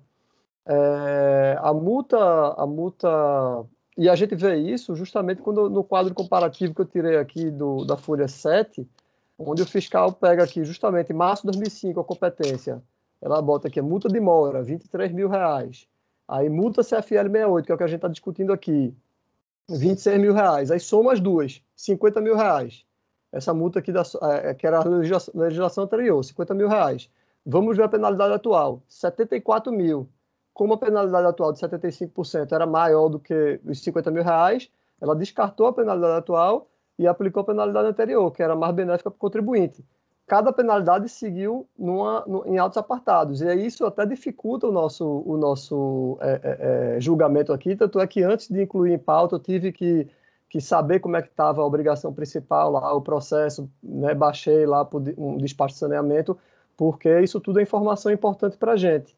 E aí, como eu vi que o processo principal, ele houve uma anuência tácita pela inclusão em parcelamento, que não há o que se discutir, então essa multa CFL 68, ela tem que ser mantida. No caso, ela só seria aplicada isoladamente se ela fosse aplicada num processo único só dela, uma fiscalização só para ela, sem estar atrelada a nenhuma obrigação principal. o que não é o caso. Não, Aqui... mas é que mas no processo, no outro auto de infração não foi cobrada também multa? Porque foi a mesma fiscalização, porém geraram debicades diferentes, um para cobrança porque o que eu entendo do caso é que foi gerado duas cobranças diferentes, uma isolada pelo descumprimento da obrigação acessória e outra para cobrar em cima da obrigação principal também a multa a multa de mora. Não só a mora, mas também é difícil, não? Deixa não, 75% não. Rodrigo, só um minutinho, por favor. Só para a gente dar seguimento, só esclarecendo, doutora Joana, essa multa ela não é isolada. Por mais que a senhora esteja vendo ela sendo cobrada num processo apartado, ela é uma multa vinculada a um crédito tributário lançado decorrente de descumprimento de obrigação principal. Diferentemente de uma multa isolada, por exemplo, se a multa, o principal cai, a multa isolada pode cair ou pode não cair. Essa aqui não. Se o principal caísse no julgamento, essa naturalmente sofreria os reflexos daquilo que foi deferido no processo de obrigação principal, porque ela é vinculada. Essa multa, ao contrário, porque pode parecer, dar esse sentimento de ela é isolada porque está num processo separado. Não, ela não é isolada, ela é vinculada, ela depende, ela é lançada sobre um percentual do valor lançado no processo de descumprimento de obrigação acessória. Senhores... Comentando, presidente, o que talvez tenha causado esse sentimento também na doutora Joana é que a de dezembro de 2004, competência de dezembro de 2004, teve a multa de ofício 75%. Sim. Então, ela ficou lá no processo principal. Sim. Então, isso é reflexo dessa comparação que o fiscal faz, porque ele viu que, para dezembro de 2004, é mais benéfico contribuinte e a multa nova. Então, vou deixar lá no processo principal 75%. Mas para março de 2005, que é o que a gente está julgando aqui, nesse caso, era mais benéfico anterior. Por isso que ele fez o lançamento com base anterior. O problema é que aqui a gente lança 2 tipos de multa, e lá você lança um. Não, lança um só, isso. Aí no caso, lá ficou 75%. De 75% ficou lá, porque quando você lança a de 75%, não lança a multa de mora. Isso. Sai a multa de mora e lança 75%. Aqui não, aqui você lança as 2 multas. Aquela multa de mora anterior e essa multa por descumprimento por informação errada na GFIP, nos exatos termos que estão aqui. Por isso que o de lá ficou lá. Depois é natural que isso é fruto de uma mudança de cultura entre Receita Previdenciária e Receita Federal, e que foram unificadas aí em 2007, mas, de todo modo, nos processos mais recentes já não ocorre, já vem tudo num pacote só, vem tudo numa multa, até porque tudo agora lança com 75%. Essas são situações residuais e que não é porque ficou lá ou ficou cá que deixou de estar vinculado ou não vinculado. Na verdade, essa multa ela varia de acordo com o tributo devido. Diferentemente daquelas multas que a gente já cansou de ver aqui, multa por não entregar, não apresentar livros e documentos. Aí o contribuinte, uma única conduta, o camarada deixou de apresentar livros e documentos, 50 livros que a fiscalização pediu. Aí ele vem e comprova que comprovou que apresentou, sim, ou não estava obrigado a apresentar 49, mas ele não conseguiu realmente comprovar que tinha... A gente vai manter a multa, por quê? Porque ela é essa isolada, depende de uma situação só e ela não varia de acordo com o tributo devido. Essa não, essa aqui varia de acordo com o tributo devido, então não está dentro daquela situação específica que foi tratada até pela legislação que o Rodrigo trouxe, pela comparação quando é feito o lançamento de multa isoladamente. Não é o caso, isso aqui não é uma multa isolada, tanto é que a própria súmula CARF caminha nesse sentido, falando assim, olha, soma as duas, para fazer essa comparação. Senhores, mais alguma consideração? Então, podemos ir ao voto. Conselheiro relator negando... Só me chamou a atenção uma fala da senhora Joana sobre uma outra questão da decisão recorrida, que seria a nulidade, uma arguição de nulidade da decisão recorrida por ela não ter tratado não ter avaliado essa questão da comparação das multas, assim. Eu não vi esse argumento no recurso voluntário, e ainda que visse, me parece impróprio, assim, porque a DRJ tratou exclusivamente disso. Então, ela fala, respeitando as regras de retroatividade previstas no 106, o auditor fez isso, fez aquilo, Aí ela vem decifrando tudo, tratando de toda a matéria para chegar à conclusão de que estava correto o procedimento do auditor fiscal. Então, só estou fazendo essa observação, Rodrigo, porque se eventualmente tem alguma coisa no recurso voluntário tratando desse tema, se você quiser incluir um parágrafo que seja na sua decisão, porque a contribuinte da tribuna, a representante contribuinte da tribuna suscita essa questão, para não ficar sem resposta, né? Me parece também que não ocorreu aqui nesse caso a omissão da decisão recorrida. Senhores, alguma consideração? Podemos ir ao voto? Então, senhores, conselheiro relator, negando provimento a recurso voluntário, como vota a conselheira Débora? Eu acompanho. Como vota o conselheiro Douglas? Acompanho, presidente. Conselheiro Francisco? Também acompanho. Conselheiro Fernando? Acompanho, presidente. Eu também acompanho o conselheiro relator e assim acorde-me colegiado por unanimidade de votos em negar provimento do recurso voluntário, fez sustentação lá pelo contribuinte, a senhora Joana Moreira de Brito Maravilha Bastos, OAB RJ, número 206-031, da Miguel de Mello Advogados. Está certinho, senhora Joana? Certinho, muito obrigada a todos. Eu que agradeço, foi um prazer tê-lo no nosso ambiente virtual e solicito que deixe nosso espaço para a gente dar continuidade no trabalho. Tá Obrigado. ótimo. Boa continuação de sessão para os senhores. Um abraço. Boa tarde. Obrigado.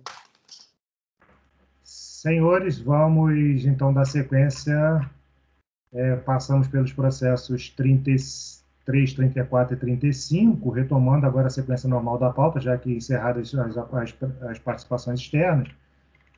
36 era um processo da relatoria do conselheiro Francisco Guarita e Onyx Informática, também titulado processo 37 e 38. Todos os processos foram retirados de pauta a pedido da Procuradoria da Fazenda Nacional e serão incluídos em reunião de julgamento se agendada oportunamente. Processo seguinte também do conselheiro Rodrigo Guarita. Nós temos 2 processos da Acomec Ferro e Aço Limitada. São os processos 39 e 40. Conselheiro Guarita, por favor, fique à vontade para iniciar por aquele que entender mais proveitoso aqui para os nossos trabalhos. Momentinho, vamos para o item número 39, processo 3.002. Fique à vontade, conselheiro. Trata-se de crédito tributário pela fiscalização referente a contribuições devidas pela empresa, no caso mais nacional, incidentes sobre a remuneração paga a segurados empregados, relativo ao período de 1 de 2005 a 6 de 2007, no montante total de R$ 260.233,59, consolidado em 12 de março de 2010. O relatório informa que o lançamento foi motivado por ter o sujeito passivo apropriado indevidamente da condição de opção, tendo incorrido em situação de vedação contida no inciso 2 do artigo 9º e inciso 1 do artigo 14 da Lei 9.337/96, ao ter aferido no ano calendário 2004 receita bruta anual superior ao limite permitido, conforme consignado para decisório tal e executivo tal, relativamente ao processo 10.680.014.831/2076. Ao analisar a impugnação, o órgão julgador de primeira instância decidiu que não assiste razão a contribuinte de acordo com a segunda emenda. Assunto: contribuições sociais previdenciária. Recolhimento impróprio simples. Vedação de deduções e contribuições. É vedada a compensação de contribuições previdenciárias com o valor recolhido indevidamente para o simples. Quer dizer, nesse caso específico, é o seguinte: a empresa, ao atingir o limite para manutenção do simples, foi excluída referente ao ano de 2004. A autuação fez o lançamento pertinente à exclusão. Em seu recurso, com os mesmos argumentos da impugnação, a recorrente não questiona o mérito, apenas a não aceitação de suas correções nas declarações, sem, contudo, apresentar no processo as referidas alterações, apenas resume declarações simplificadas, ainda na sistemática do simples. Inclusive, a própria declaração que ela apresentou, o processo, foi ela fazendo uso do simples, quando na realidade ela já deveria ser pela outra opção, que não o simples, dessa do simples. Vamos ao voto, então. Através de uma visão panorâmica dos recursos voluntários, percebe que a empresa recorrente, sem adentrar nas questões meritórias relacionadas à atuação, encontra por sustentar basicamente as mesmas alegações proferir perante a impugnação, ligadas aos procedimentos pela fiscalização no tocante às questões da exclusão do Simples, conforme os 3 recursos a seguir transcritos. O relatório fiscal informa que o lançamento foi motivado por ter o efeito passivo apropriado indevidamente da condição de opção pelo Simples, tendo incorrido em situação de vedação contida no inciso 2 do artigo 9º, inciso 1 do artigo 14 da Lei 9.317/96, ao interferir no calendário 2004, receita bruta anual superior ao limite permitido, conforme consignado por parte decisórios tal da delegacia autuante. Em sua defesa, é o contribuinte que não tenha procedência. Em sua defesa, é o contribuinte que não tem procedência à impressão fiscal com suporte na acusação porta, de que teria no período de janeiro de 2005 a junho de 2007.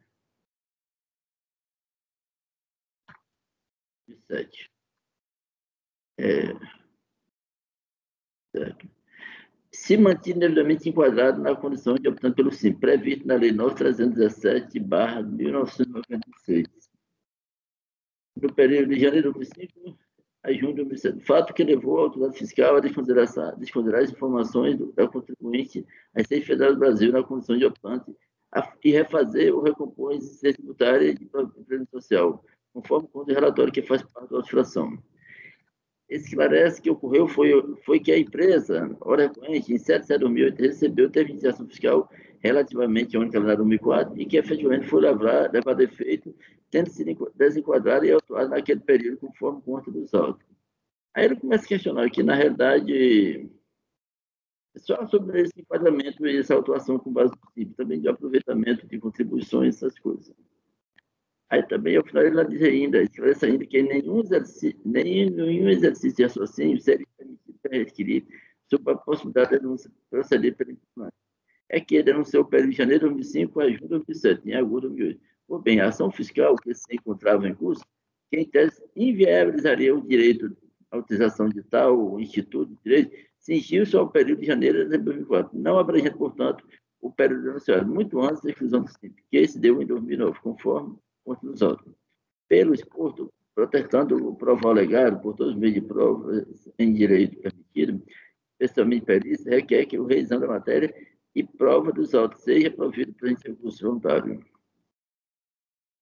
Aí analisando o recurso do contribuinte, percebe que ele fez exatamente a impugnação, ou seja, sem questão meritória, apenas atacando a exclusão do Simples e achar que ele fez a retificação, mas porém sem apresentar documento nenhum, e sem ter feito bem de fato.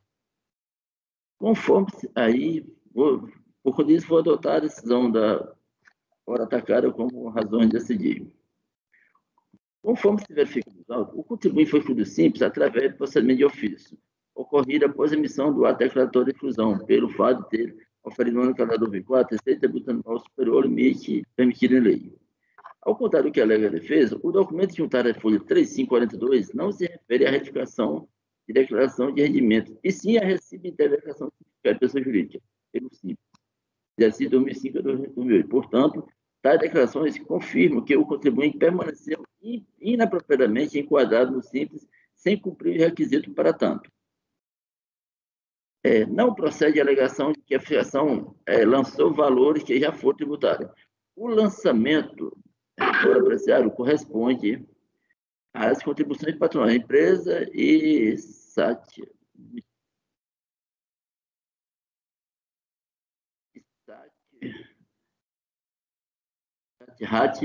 Incidente sobre a remuneração paga a segurado empregado no período de 1 de 2005 a 6 de 2007.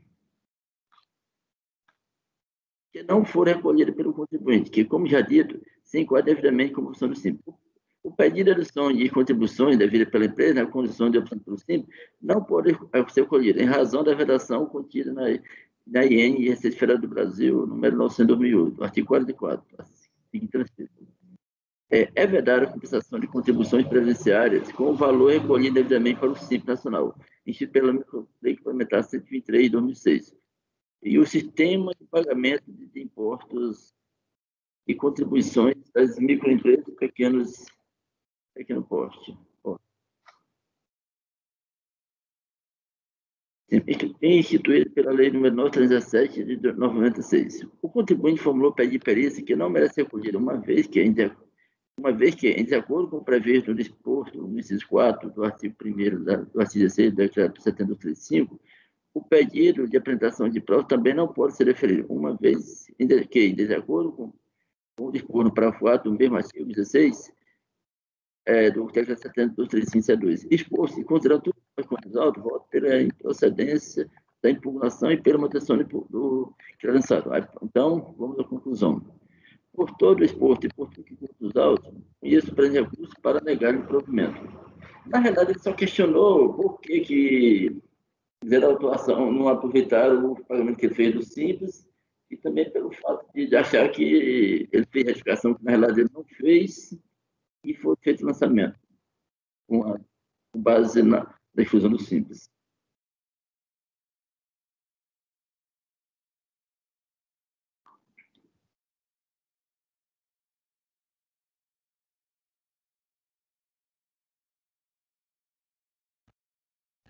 Senhores, considerações?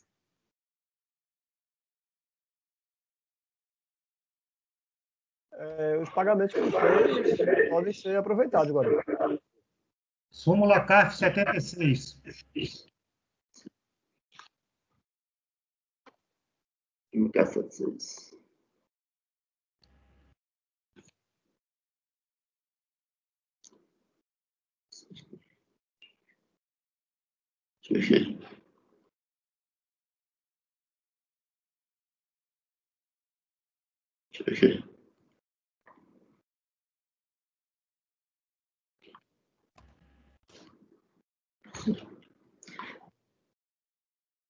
Presidente, no caso, faria o aproveitamento que ele fez através do Simples, fazer a apropriação, no caso.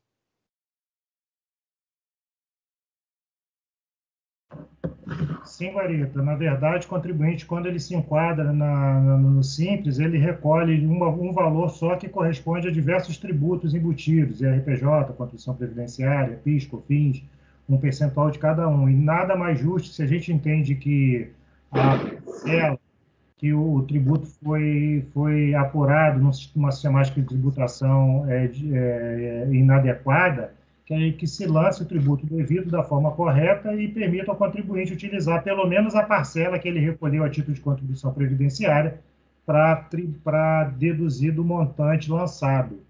É isso que determina a súmula CARF 76. Certo. No caso, eu falo, alterar o voto negando o provimento, dando para o provimento no sentido de aproveitar o pagamento efetuado com base na súmula CARF 76. Seria isso? Exatamente. E o secretário aplica o mesmo no outro processo também, nos mesmos termos.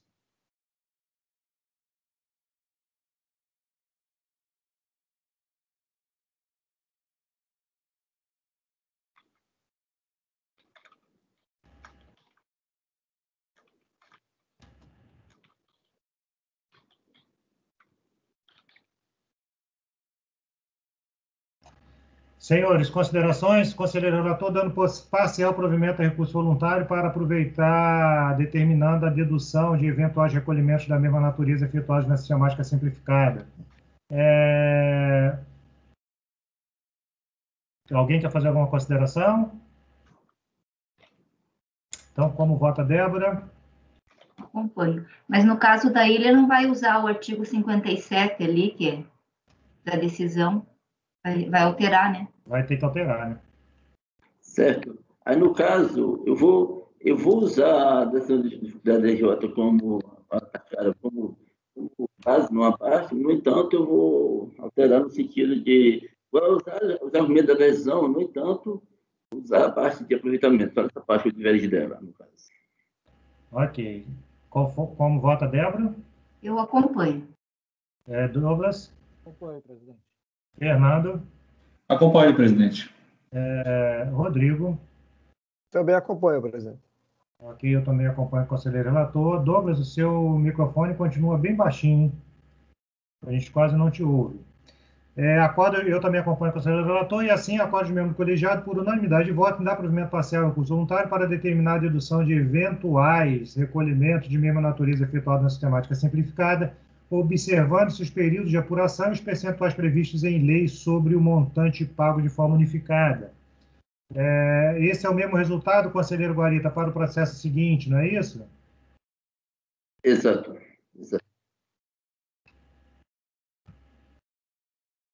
Ok, senhores? Tudo tranquilo para os senhores? Esse é o mesmo caso do mesmo contribuinte, que é o item 40, 3940. Processo seguinte é o processo da Nacional de Grafite Limitada, processo de relatoria do conselheiro Daniel Melo, que foi retirado de pauta em razão da ausência do conselheiro relator. Os autos serão incluídos automaticamente na reunião de julgamento subsequente. Processo seguinte, conselheiro relator Rodrigo acabou de fazer a relatoria e voto, agora há pouco, era o processo da Sul América Capitalização, que nós já concluímos, item 43, processo da Rafite, Bolsas e Acessórios, foi um processo retirado de pauta, a relatoria da conselheira Débora, mas foi retirado de pauta a pedido da Procuradoria. Esse mesmo contribuinte é titular do processo, além do 43, que seria o próximo, 44, 45, os 3 processos retirados de pauta a pedido da Procuradoria da Fazenda. Vamos ao processo 46, da Associação de Professores da Universidade Federal, relatoria do conselheiro Rodrigo. Por favor, conselheiro, o tema é exclusivamente esse apontado aqui, ou Rodrigo? Sim, ele é simples, já posso ir direto para o voto. A gente pode ir direto para o voto, que é um caso de cooperativa de trabalho, né? Perfeito, isso mesmo. Eu fiz todas as marcações aqui no relatório, mas para poupar-lhes aqui, é um tema já bem, né, sedimentado. Teve repercussão geral do STF, resolução do Senado número 10, suspendendo a execução do artigo 22, inciso 4 da 8212.